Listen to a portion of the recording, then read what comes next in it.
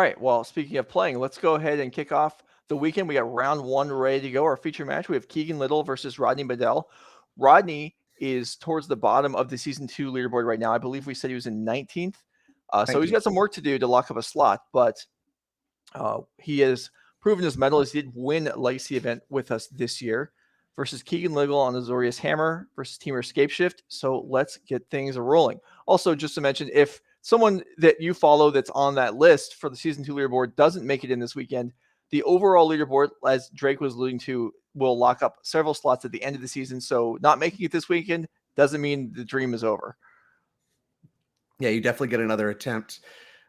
Rodney may be in that position. We'll see. I mean, he could put up some excellent results this weekend and find himself with a surprising amount of points and maybe, in the running for those last 2 event slots. So here comes Esper Sentinel, probably a pretty good one against the big mana deck leading on the turn 1 tap land, Rogrin Triome. These Esper Sentinels, unassuming little 1/1, but certainly a rather irritating card to play against. Yeah, it's extremely potent. And Rodney has some good counterplay here. The card Ren and 6, a card we've heard about a lot in this modern format. Very good lining up against it exactly on turn 2, but they still get a card for their trouble. Rodney, not going to play into it. No play on turn 2 as here comes Springleaf Drum before the land drop. Maybe no land for Keegan.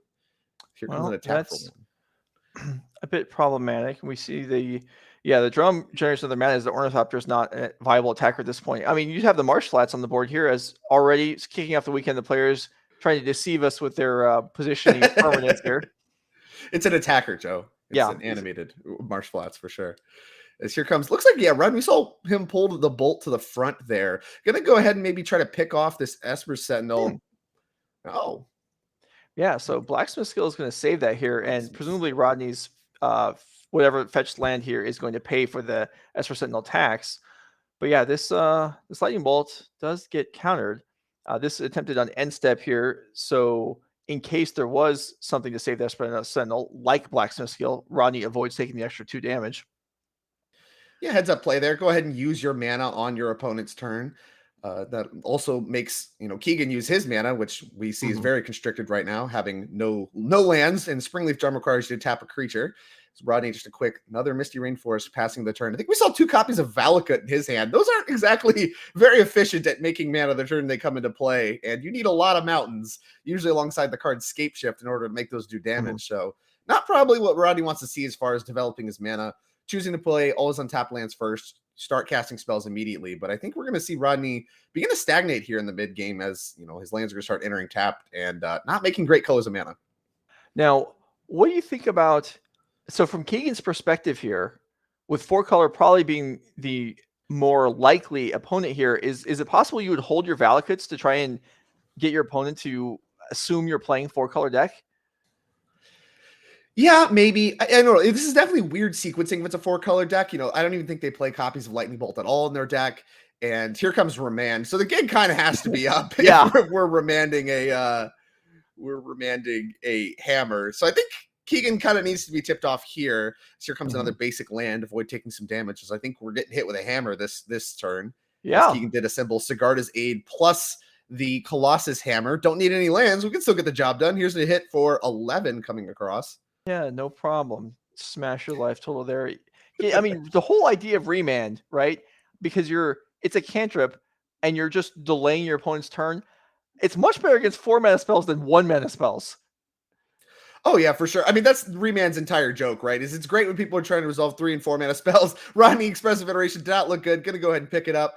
I can't imagine those Remand's going to stay in here in the sideboarding because, like you alluded to, remanding 1 mana spells is just about as bad as it gets. You're trading 2 mana for 1. Your opponent gets to recast it immediately. It's just a really, really slow and bad cantrip. So, definitely not the half of the deck that I think Rodney wanted to draw in this matchup. And, Keegan's going to pick up game number 1 as a result. Yeah, there's a reason why players don't play 2-mana cantrips. Because that's just not efficient enough. But all right. Hold on. Is Expressive Iteration a cantrip, Joe? No, it's a 2-for-1. That's not a cantrip. Oh, okay. All right. It kind of cantrips. All right. No, it doesn't cantrip at all. If you play it on turn 2 and you can't get the second card out of it, it's cantrip. Okay, sure. Yeah, fine. In that case, you're right. All right, let's look at the deck list before I kill Drake. All right. Rodney Bedell here with the Temur Scapeshift deck that we saw losing game 1 here.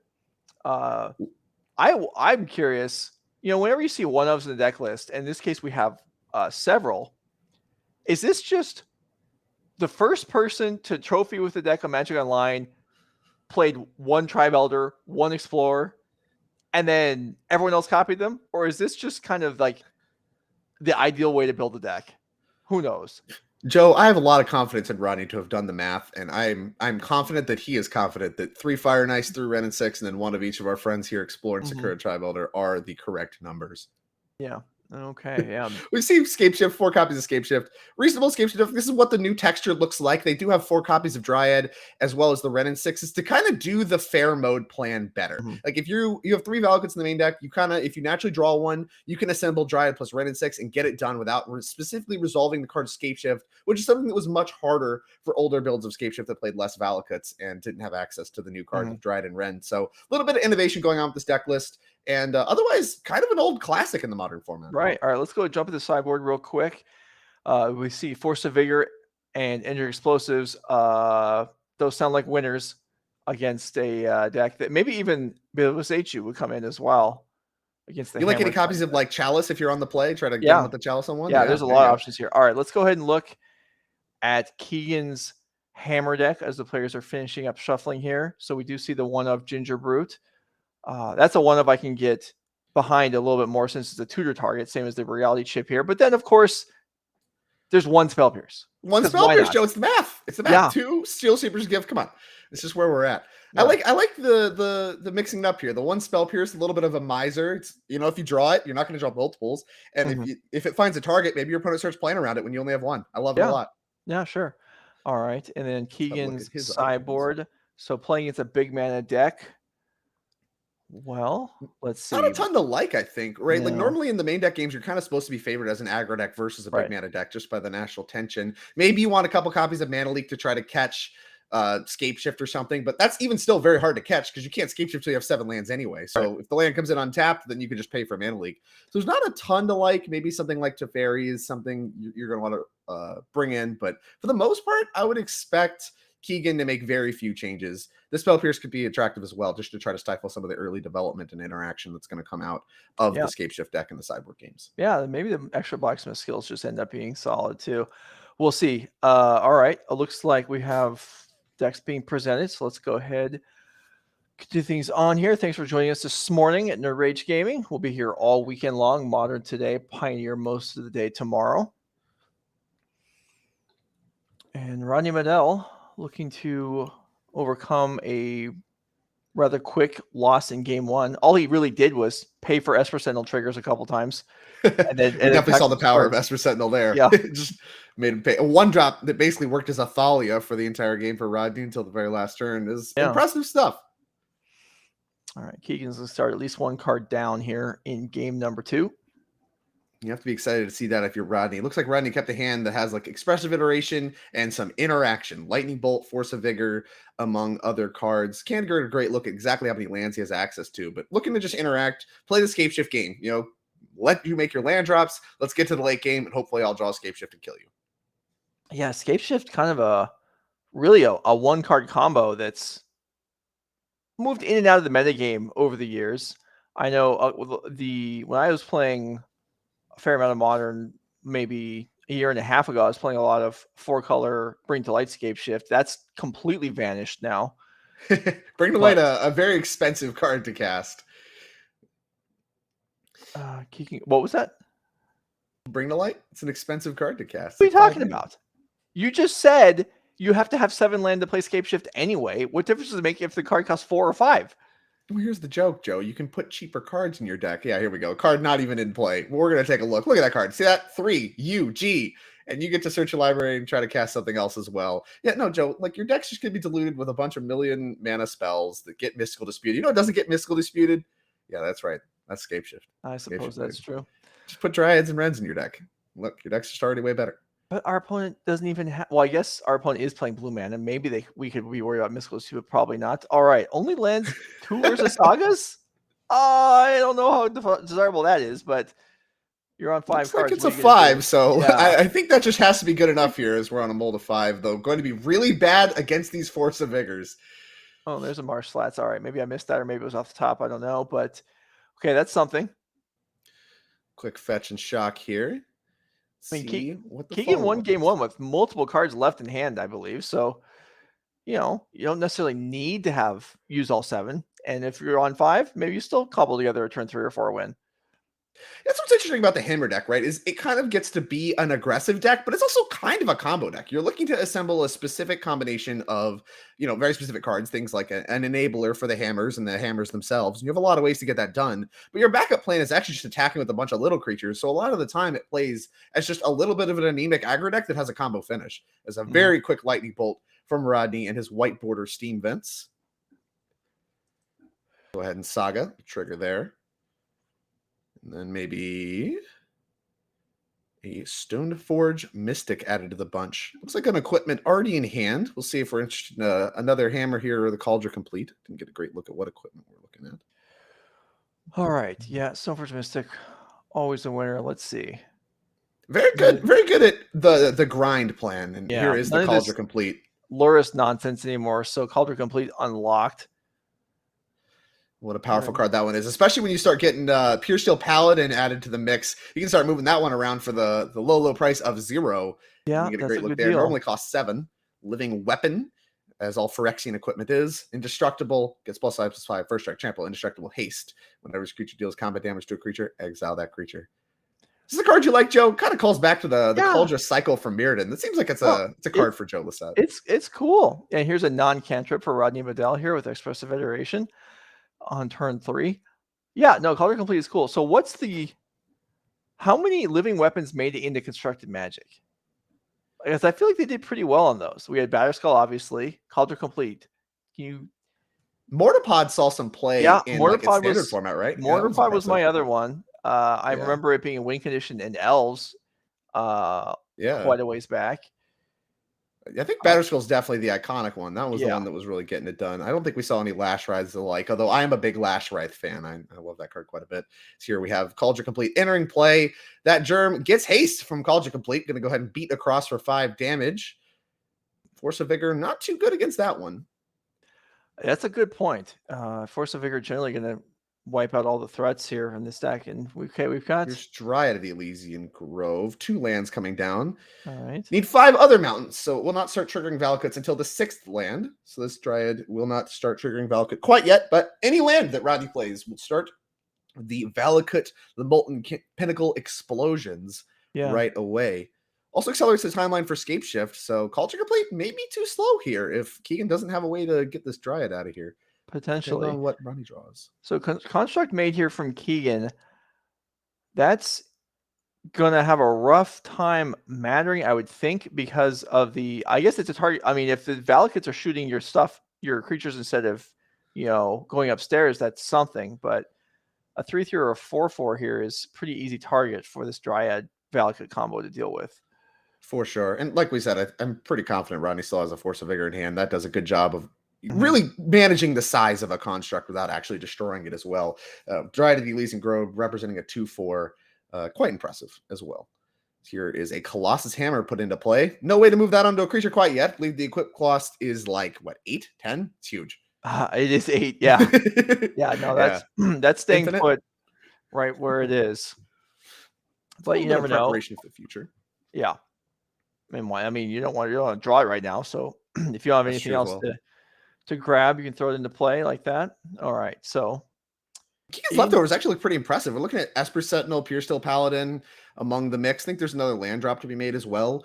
So Keegan maybe playing a little conservative here, expecting to be interacted with. Although that's kind of the tension that Scapeshift puts you under. If you slow roll some of your threats, don't go for the combo kill and stuff like that, you may just end up getting yourself Scapeshifted. Like Rodney could just have it here. Here is 2 mana announcing that he's making blue with the forest because of Dryad of the Elysian Grove, giving that all land types. This here comes Expressive Iteration. Well, at least from Keegan's perspective, he didn't just die here. Yeah, he's got to be excited about that one, I think. Dryad going to go to exile. Be surprised if we want to play that. Besage can interplay. That'll trigger Valakut. Going to go upstairs. As here's a Scapeshift. Yeah. That one's going to get it done. Keegan has no mana to interact. And right there, he picks it on up. That is a very, very lethal Scapeshift as we move here to game 3. And this is exactly what I was just talking about, right? like Kaldra a little slow against the Scapeshift combo. It's not, it's not like it's the fastest combo in the format, but it still can kill you turn 4, turn 5 very easily. And that's very much what we saw happen right there. Oh, okay, like you're not going to expose a bunch of stuff. Let me use my Force of Vigor. Then I don't even care. I don't have to interact. I'm just going to do my game plan, Scapeshift you, and we're going to move to game number 3. Right. So if you're Pioneer fans here and trying to keep up with what exactly happened. So yeah, the Dryad, all your lands count as everything. So they're all mountains for Valakut. So you don't have to get up to 7 land, like we talked about earlier. And then Scapeshift, even though we saw Keegan pick it up immediately, Scapeshift easily can do as much damage or significant amounts of damage because you can get a whole bunch. Like I believe Drake said, there's 3 copies of Valakut in the deck. You get all 3 Valakuts in play. They all trigger off each other plus the other lands, and it's just a huge amount of damage all at once. So yeah, it's very, very powerful. Now you could outscale it if you had infinite life. You can't beat infinite life, but I believe you have to be well into the triple digits before you start. Like that starts to matter as far as just raw life gain. Right. Yeah. All right, and I have noticed that the chat is stuck in slow mode. I imagine that was an inadvertent leftover from last time or something. So if we can have production switch that over to regular, that would be great for everyone in chat that's trying to be more involved with you guys. Thank you guys for being here. Hope you're enjoying the early morning coverage here at the Nerd Rage event in Minneapolis this weekend. As players are shuffling in for game 3, we got season 2 invites on the line, and there we go. Chat mode disabled. That's good. I thought there was a 50-50 chance that chat would actually be canceled instead of being you have so much faith, Joe. I do have not much faith. We are on a bit of a person hour deficit today. We're down. Our primary director and producer both couldn't make it this weekend. So we are on reserves a little bit here. So some things might be a little slower process than normal, but we'll get through it. And we're happy you're here. We're still going to try and put on a good show for you as Keegan's going to take another mulligan. And Rodney, definitely happy to see that if you're Rodney, I think. Yeah. You need to get a little bit lucky here in this game 3. Not being able to steal the game 1 on the play is a tough one for the Temur Scapeshift deck because it's easy when you're on the play to dictate the narrative of the game. You could say, okay, like if you start to blow my doors off with a bunch of creatures, I can interact. Otherwise, I'm just going to play my game plan and combo you. When you're on the draw, you don't have as much time to just do the combo plan. The slow rolling of the threats, the fair plan works a lot better with the hammer deck on the play. So definitely Rodney, I think, looking to get a little bit lucky. Has to be excited to see some mulliganing happen on the opposing side of the field. Okay, so Keegan's got at least one layer. Woo. Okay, going to 5 again. Very quick mull to 5. Yeah. All right, so Keegan's doing a lot of shuffling. I guess we can look at the deck list once more for anyone that's just rolling out of bed and wants to see what's going on, or maybe you're on the other side of the world and you're just coming home from dinner. Thanks for joining us. Either way, here is the Temur Scapeshift deck that we see on Rodney's hands, trying to jump, admittedly, a bunch of people to try to get a season 2 invite this weekend, but all you can do in his shoes is just win as many matches as you can, and hopefully it's enough. Very much true. I mean, Rodney, we've seen more powerful stuff happen on the tour. Jesse making the finals of 2 NRGs back to back is something that we don't see often, but has happened even this season. If Rodney has a performance like that, he could easily find himself among the top players looking for a qualification at this event, as this is the end of the season. 2 players going to be qualified at the end of events this weekend. So a lot of points on the line and championship qualifications on the line. It's high stakes Magic to be played today. Okay, so we are underway. Keegan, once again, quick down fetch 2 shock. cards. Yeah, fetch shock. So the game's competitive. Yeah, absolutely. So against Scapeshift, traditionally, the kind of was like, can you stay above 18? And if you can't, then you can take as much damage as you want.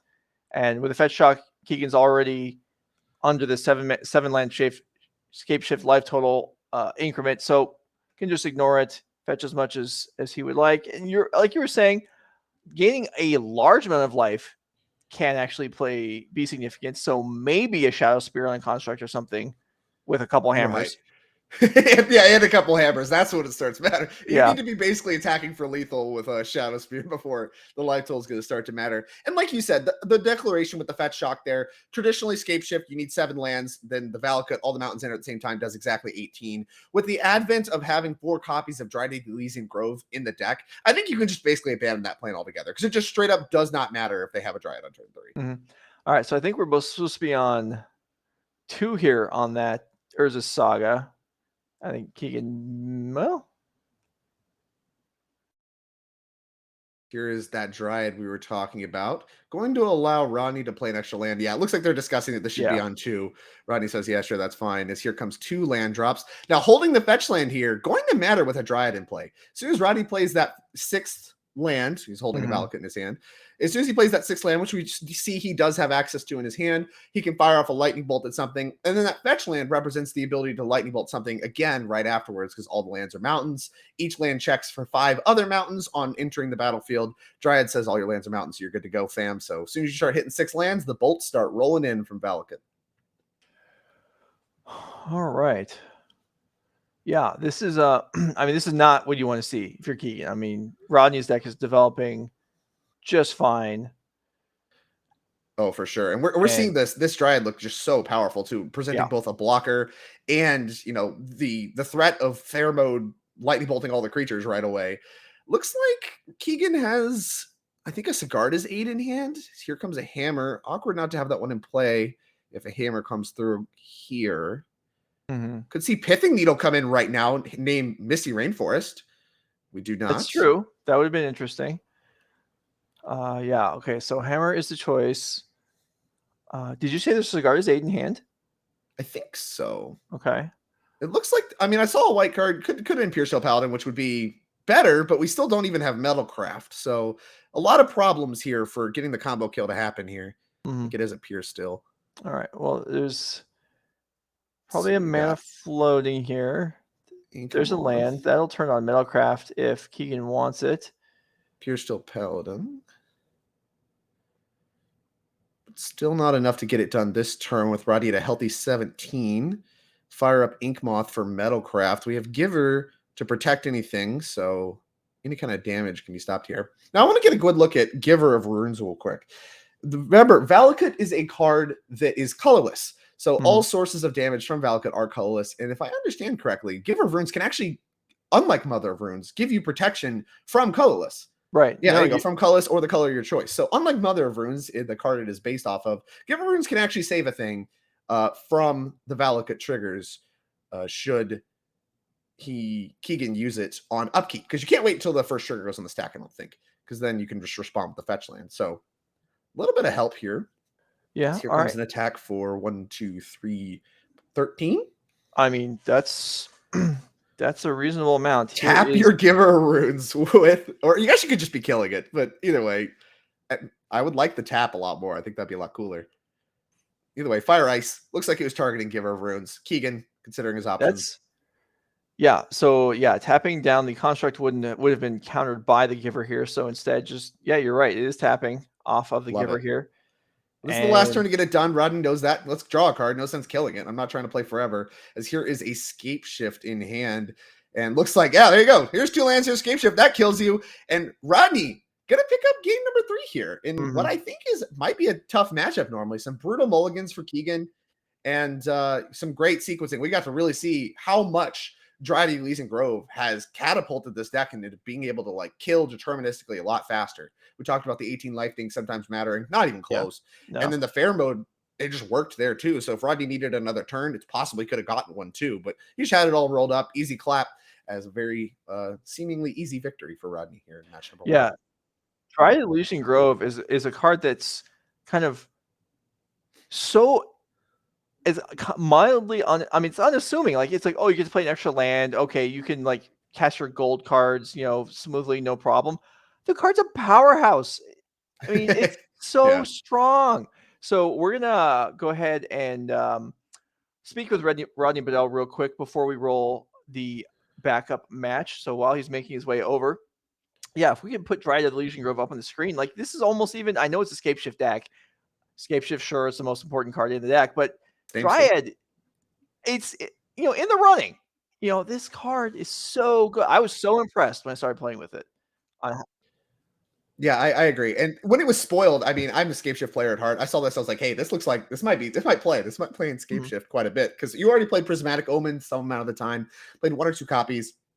Dryad gave you the ability to develop your mana, block, and do a Prismatic Omen thing. Like, that's a lot of extra power, and the 4 toughness, meaning it doesn't get bolted. It's really nice. No, it's impressive stuff. All right, so it sounds like Rodney is ready to go, perhaps. All right, so let's go ahead and bring him in to our booth. We'll split. There we go, Rodney. All right, so I'm playing Modern today.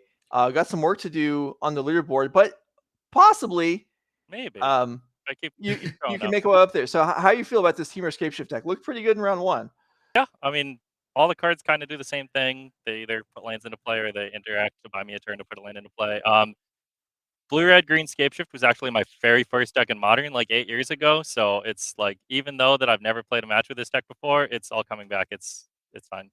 Okay, cool. Really, you felt confident coming into the weekend playing Temur Scapeshift, even with the new developments. I mean, we've been talking a lot about the new cards that got added from no, I have to play the new cards, Renin 6 and Force Evader. It's true. Hey, Fire Ice is new too. That one, Fire Ice not a card. That's kind of cool. That's a good card. Yeah. So Fire Ice on that last turn, you're tapping the Giver of Runes. You could have killed it with the fire. You're supposed to tap it, draw a card. Did you need to draw something, or are you just doing it? I did not need to draw anything. Okay. It just, I don't know, it gives me an extra land so I can have 7 lands for a bigger Scapeshift to do a bigger number, better person. Yeah. So that matchup, obviously, the Hammer deck can get out pretty quick, as we saw in game 1. Yep. But then both Sideboard games, you had Drake and I were talking about, what's kind of like the relevance of Dryad. Like in that matchup, it seems like it's pretty key. It just sped me up like 2 turns, right. maybe 3 turns even, and that's incredible. Yeah, absolutely. So didn't even need Renin 6 too. It's impressive stuff to get done. Yeah. So okay, so 3 Renin 6, 1 Sakura-Tribe Elder. Interesting. Yeah. I'm gonna be honest, I just copy pasted Andrew Barrow's list. Hey, you called it, Joe. You called it. I said, like, I wonder if everyone's just copying the one list, because it looks like somewhat odd, because modern Renin 6 is kind of a Modern Horizons card. It's so strong. Sakura-Tribe Elder was is what, I don't know, 15 years old, 10 years old, and it's just I could sort of believe that, like, because Scapeshift is a deck that needs to have all of your cards into play, you just like definitely can't afford to draw 2 copies of Renin 6. Sure. But I can agree with that. Yeah, no, that makes sense. That absolutely does. And you're not always playing grindy games with your deck. Sometimes you're just trying to, like we just saw right there. Well, yeah, it was just a turbo turn 5 probably. Yeah. Is that? I mean, the Hammer deck. Your opponent starts out. Is that a matchup? I imagine you're not eager to face. At least in game 1. I have game 1 for sure. I don't know. I have the Force of Vigors. I have like 10, maybe 15 pieces of interaction post board. But my opponent just mulled the 5 both games, and I drew the turbo kill. So we saw your. That's the way to do it. Sideboard definitely set up well for that matchup. All right, Rodney, good luck this weekend. Maybe we'll see you in the running for the Season 2 leaderboard later on. We'll see how it goes. Maybe. Thank you. All right. Well, thanks for talking to us. Okay, that was Rodney Bedell, who we just saw win with your Scapeshift deck. I believe 19th on the Season 2 leaderboard. So some work to do, but it is possible that he could jump all the way up, as some of the players aren't here. And, the point values for that, 30 points for winning this event. And maybe we can put the Season 2 leaderboard back up again right now before we get the second match rolling. And see where he's at. So you see him there down in 19th. Now, while there's a lot of players in between, we're qualifying 2 people off the list today. So Zach Dubin currently with 55, Rodney with 31. So he's 24 points back, 30 points awarded for winning the event today. So it's possible. Yeah, you're in the territory of needing to do well in both events, I think, this weekend, as Zach Dubin is here to fight for his spot in the top 2 and get a qualification here. So, you need to actually not just eclipse this gap, but eclipse the point deficit that Zach's going to pick up this weekend as well. So I think Rodney's certainly looking to do well in both events. But like I said, he's somebody that we saw get it done in Legacy a lot. I don't know how much we've seen of him in Pioneer, but after watching round 1, I think he might have a good shot here in the Modern event.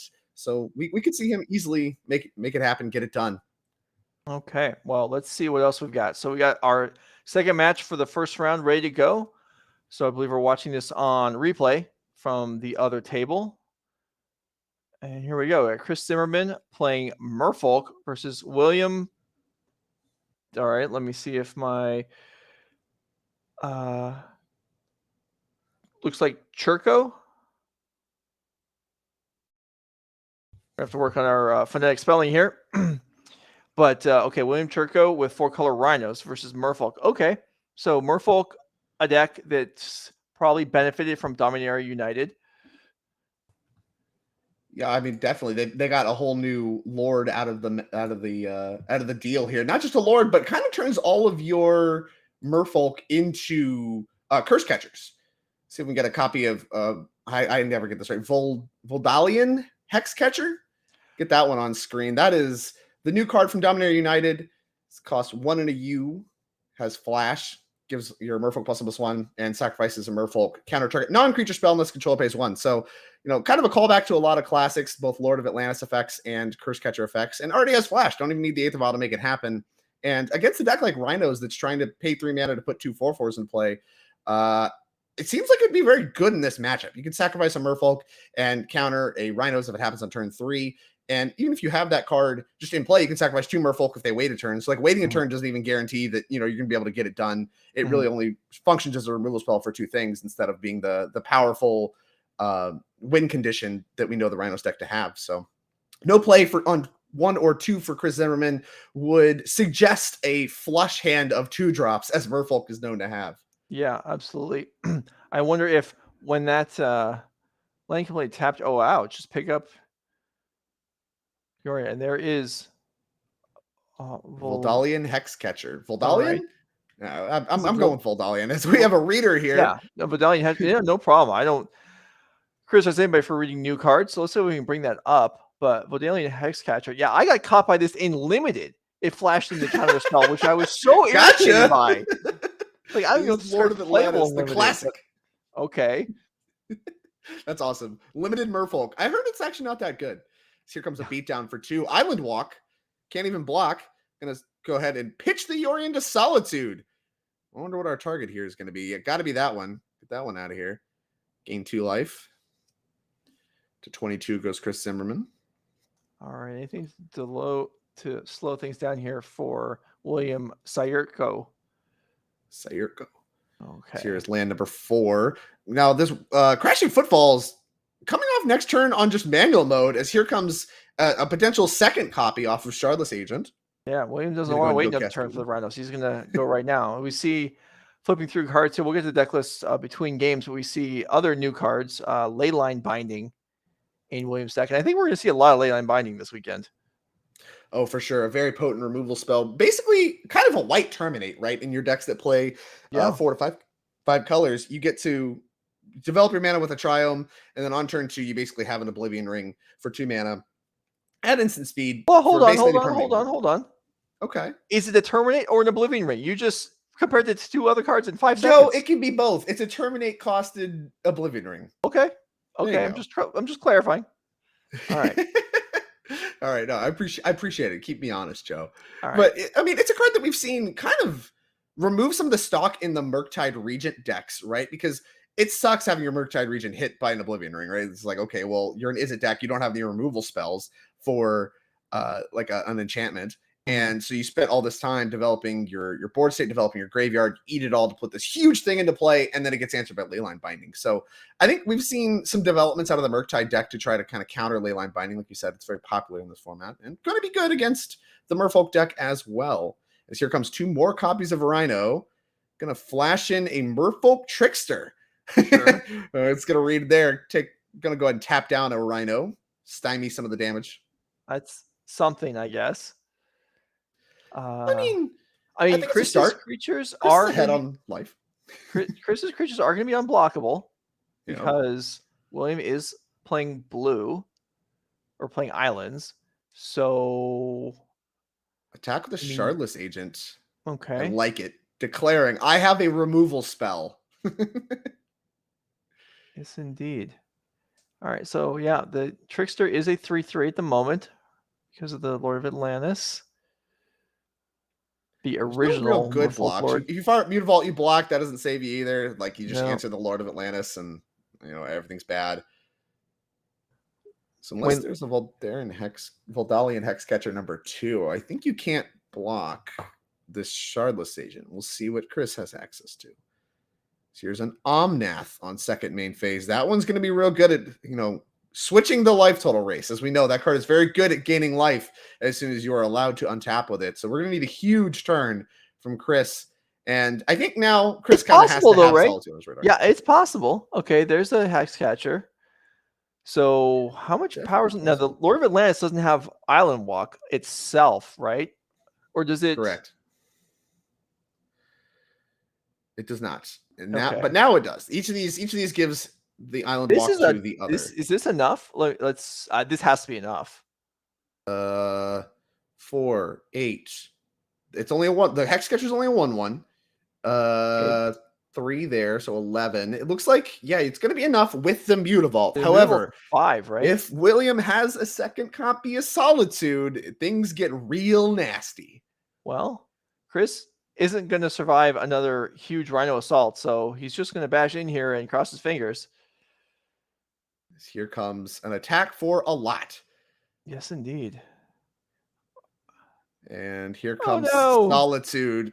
What are we exiling? Exiling Ardent Plea. Now that one you can't get with the Hexcatcher, and that's mattering quite a lot right here.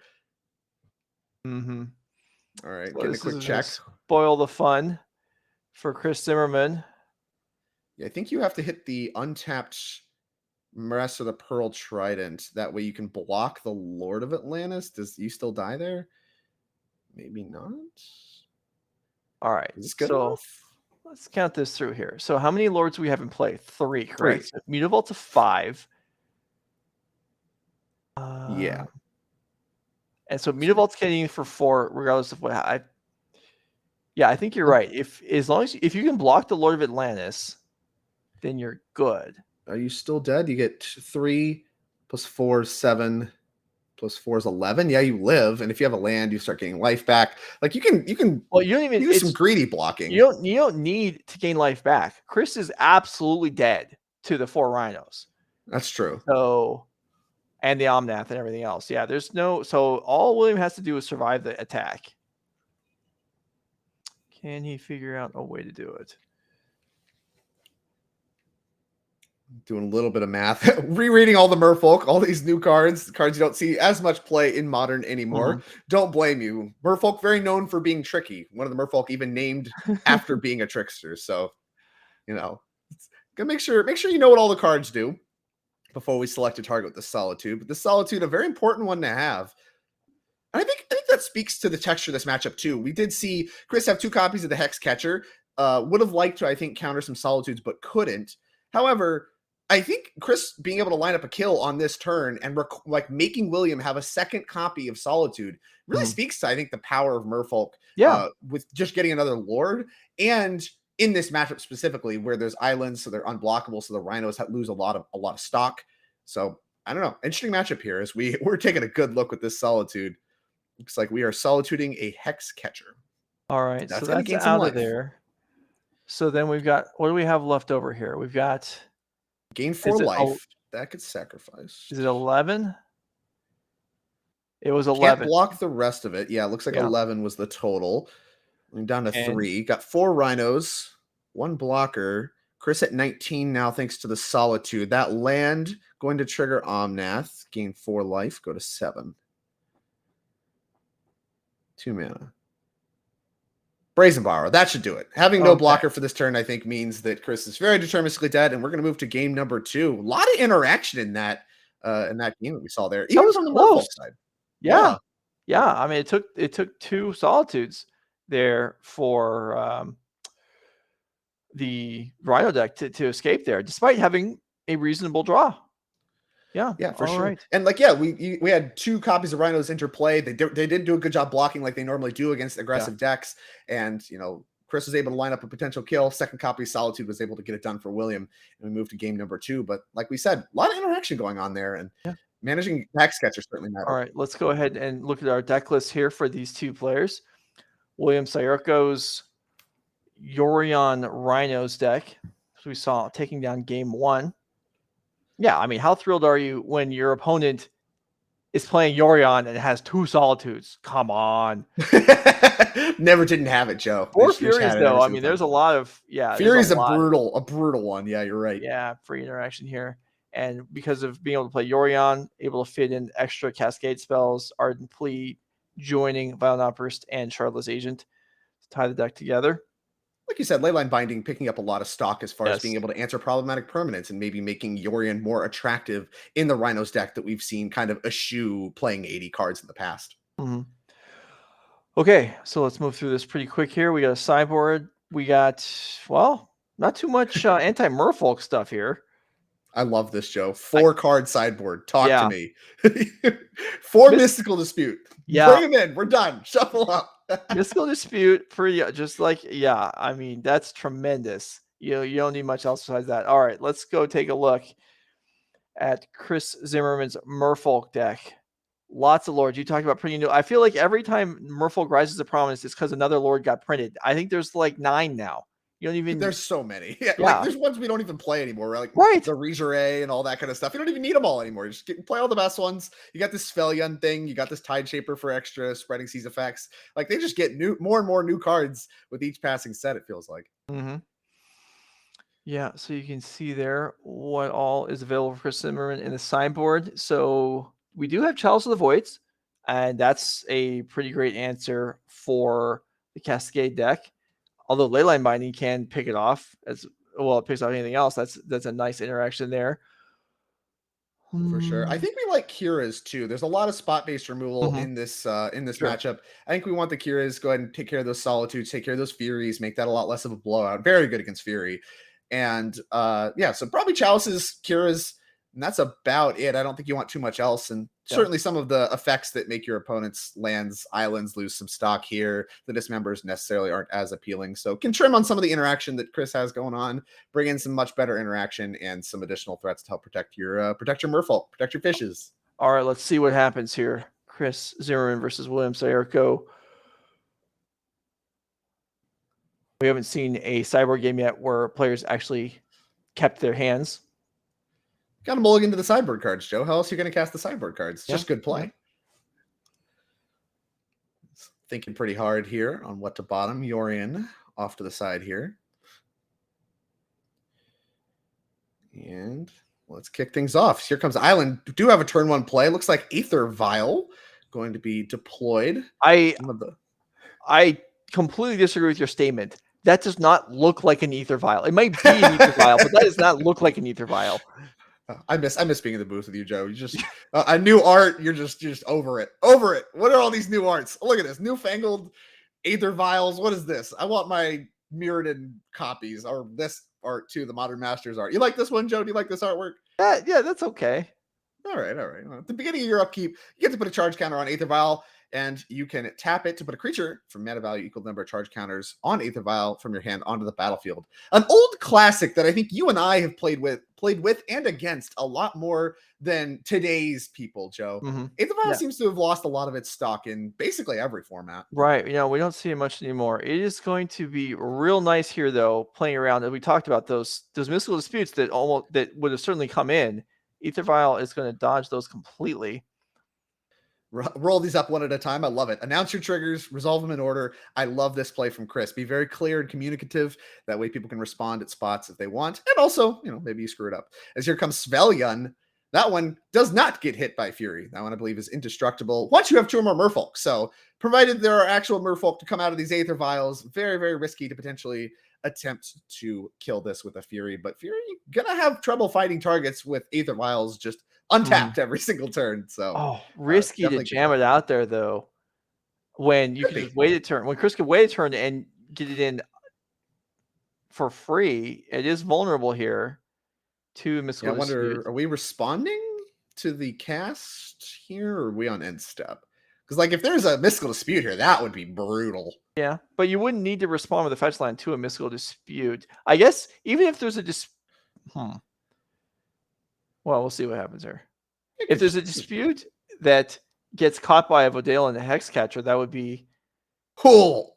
That would be Sad, Ouch. but okay, there is another triumph. So yeah, we gotta be end step here. All right, reasonable. Access to all the mana. Looks like all spell. No, there's one land left in hand for Chris. Looks like at least 2 spells in hand. Well, that's what for you hope Chris for. You side. definitely don't want to draw a lot of land alongside 2 Ether Vials. That is the problem with Ether Vial. It's there's Leyline One Binding. mana Leyline Binding, thanks Yeah. to our. Wow. I believe that's the Abzan Triumph. I don't even know the name of it, but Is it we do have Indatha or something like that?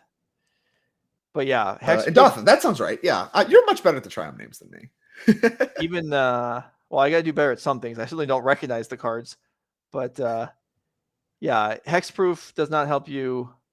Or no, wait, I'm sorry, Wait, Surveilling gets Hexproof or Indestructible? Indestructible, right? It's indestructible. Yeah. I Okay, believe, so that once you wouldn't help have- against Leyline Binding, even if there were 2 Merfolk to jam in there.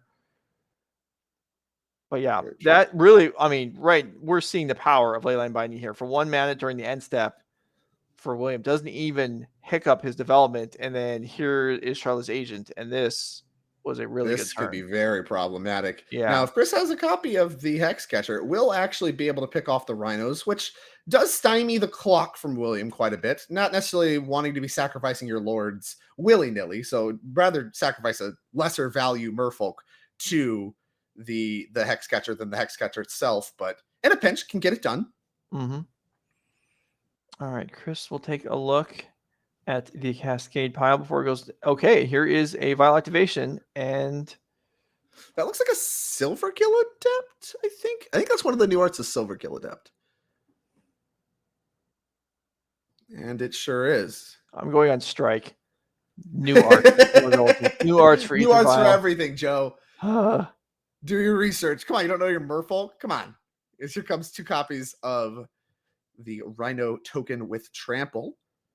Go ahead and untap. Now, Rhino's traditionally very good at laying the beatdowns. Trample helps get that job done there as well. But the Merfolk deck, very well known for being able to put very large Merfolk into play. mhm. And that can potentially line up some blocks. We can, clog up the board a little bit until it's time for island walking kills. So William, well, in a good spot, is not quite out of the water yet.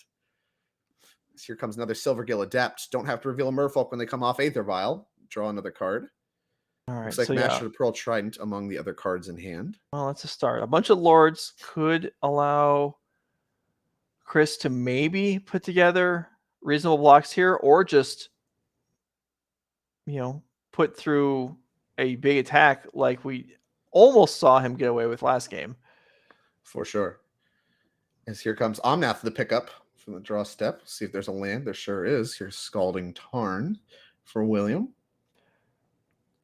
And this is what you were talking about, right? Aether Vial helps supplement your mana, so it basically counts as a mana source. So when you do draw the Aether Vial hands, like we see here, 2 Aether Vials, drawing a bunch of lands alongside it is extremely problematic. It's the same as flooding out. Even though you drew a spell, they functionally operate as mana / a land. So it is very much like flooding out. Here comes an Ardent Plea representing 2 more Rhinos.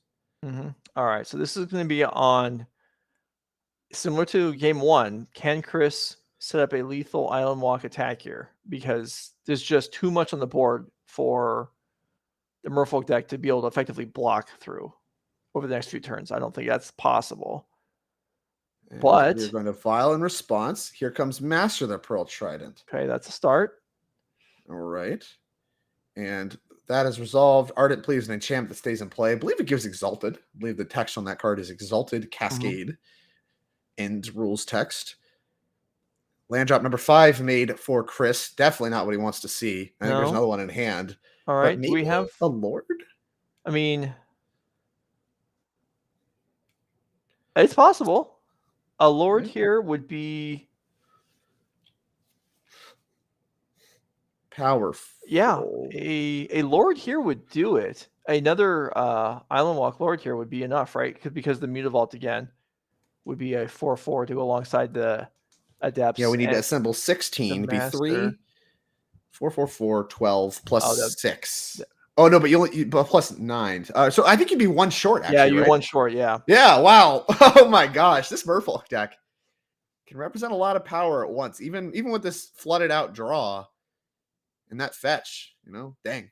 If we could have hit that big attack, go to 1, that would be lethal, but not quite. Looks like we're just holding here. Can't get a good look at what Chris's non-land card in hand is. Maybe a Well, Trickster? We know it's not 2 Lords, because that would have ended it. Definitely not. Let's see. Fetch a tapped Breeding Pool. Leyline Binding coming up exactly how we, kind of alluded it would. Very impactful in this matchup. A good reason to start playing more colors and maybe even potentially have the different card density to make your Rhinos deck into a 80-card Yorion deck. Previously, the card quality fell off quite a bit when you tried to build the Rhinos deck with 80 cards and have a Yorion and stuff. Like, your card quality just wasn't very good. But when you get 4 copies of a very powerful removal spell to add to your mix, Right. it becomes a lot more attractive. Yeah, definitely. Okay, so does William Sirico think these 4/4s can rumble here? I mean, they're not blocking. Yeah, they're not blocking against Island Walk stuff, so I have to imagine they're getting the red zone. The only fear, right, is some kind of double Lord draw. If William doesn't have any removal spells in hand, and we see 2 Lords come out of these Aether Vials, then you're just doing some suicide attacks, and that's no good. So here comes a Trickster. It's going to tap 1 down. Does allow Chris, if there's no removal spells going on for William, to make an attack that allows Chris to live. Now, you do have to sacrifice some Merfolk in the process, but Chris can live here, provided there's no other removal spells going on for William. If there is, I mean, if we have, okay, here comes 14 coming over. If there's a block here that allows Chris to survive, then could something have attacked the last turn to soften up William's life total a little bit? Or so are we jumping here? Or are we trying to trade off with a bunch of Rhinos? My feeling is if we try to trade off with a bunch of stuff, we're not recovering. Like, because the Rhinos that can recover so easily. Yeah, and they have a lot of removal spells. They just have a lot of higher quality cards. You kind of need to, from this position, kind of punk them out if you're the Merfolk deck with Island Walkers. I think you kind of just want to line up 1 block. We see, a lot of thought being put in here to the blocks. You only need to block 3 points, right? So I'll put something that has 3 or 4 toughness in front of a single Rhino or whatever and call it. But if there's a way we can do blocks such that we can trade and still only lose 1 thing, that is a lot more appealing. Well, Chris is instead going to try and trade off with the bulk of William's army here. Oh my gosh. And there's Violent Outburst. That one, not a removal spell, but going to do a good job taking care of the rest of Chris Zimmerman's board. You're going to need a huge string of cards next turn, something like 2 Silver Gilladepts into like a Sevelia and into just like the bananas. As here comes a 3rd copy of Crashing Footfalls. Get a look here. Violent Outburst. Not just good at doing the Cascade thing as we see it happen in Living End and even in this deck, but also little Trumpet Blast action. Creatures you control get +1/+0 till end of turn, mattering quite a lot and exactly right here. Yeah. So if Chris had gone for kind of like the minimal block, then the Outburst likely would have just meant he died anyway. So he may have been doomed regardless by, well, really anything. I mean, if William had much of anything here, Chris probably would have died. And yeah, Violent Outburst definitely counts as anything. Yeah, it definitely counts. As we see the Merfolk hit the graveyard. Have to imagine some number of the tokens are dead. Does not matter, as Chris is going to draw and concede, and William is going to pick it up 2-0 over the Merfolk deck. Yeah, okay. So, well, got you a preview of a few random parts of the metagame here. We had Hammer, Scapeshift, Cascade, and Merfolk. We'll see what we've got in round 2. We'll be back in a few minutes. This is Nerd Rage Gaming. Stick around.